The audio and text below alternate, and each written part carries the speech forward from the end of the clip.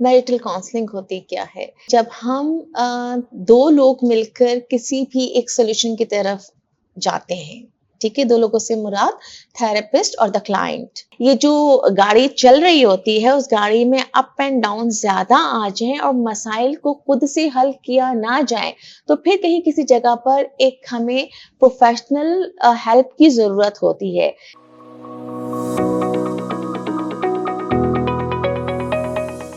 तो मैम आज हम टॉपिक कवर कर रहे हैं हुँ, हुँ। Marital counselling. तो ये बताइएगा मैरिटल काउंसलिंग होती क्या है और किन लोगों को मैरिटल काउंसलिंग की ज़रूरत होती है? मैरिटल काउंसलिंग होती क्या है? काउंसलिंग इटसेल्फ क्या कि जी जब हम 2 लोग मिलकर किसी भी एक सॉल्यूशन की तरफ जाते हैं, ठीक है? 2 लोगों से मुराद थेरेपिस्ट और द क्लाइंट, सही?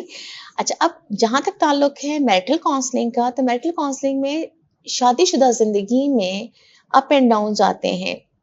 everyone has his or her own status and resources in their lives।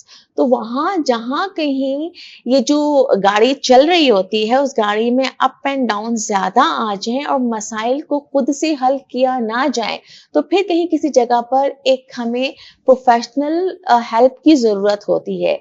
जहाँ पर हम फिर मैरिटल काउंसलर से, क्लिनिकल साइकोलॉजिस्ट से हेल्प लेते हैं और फिर उनकी मदद से हम इन उन तमाम के तमाम इश्यूज़ को डिस्कस कर रहे होते हैं, जिसमें कि हम ये करते हैं कि पहले इनिशियल फ़ेज़ में जो है वो अलग-अलग हस्बैंड एंड वाइफ के सेशंस होते हैं एंड देन उसके बाद हम कुछ डू एंड डोंट्स बनाते हैं, कुछ चीज़ें अप्लाई करते हैं, कहीं-कहीं हमें इंडिविजुअल थेरेपी की भी नज़र आता है कि ज़रूरत है।